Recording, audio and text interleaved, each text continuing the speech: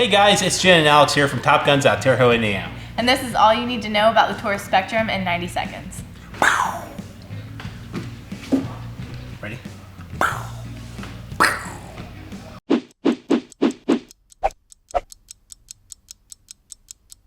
Alright Jen, surprise surprise, Taurus came out with another 380. Now they currently have the Curve, the TCP, and now the Spectrum. Yeah, you know, I think the main draw for this is that it has so many different colors. There are almost 30 different color options. They have two-tone and three-tone options. You know, one thing I noticed is that it's quite a bit larger than the TCP. Right, I noticed it's around the same size as the Glock 42, coming in around 5.4 inches overall. On their website, it says it's actually a 7 to 9 pound trigger pull. I think it's a little long.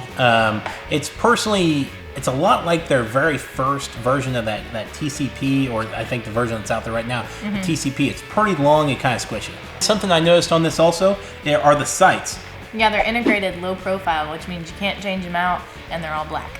Now the Spectrum does have a reversible magazine release. Yes, and it does come with two different magazines, one 6-round and one 7-round.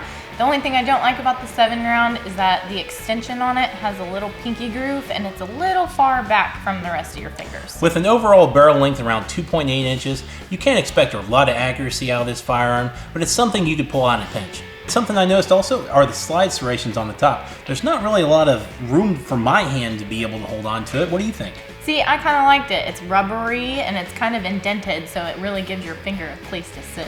Now something I don't necessarily like about this is how you actually take down the firearm.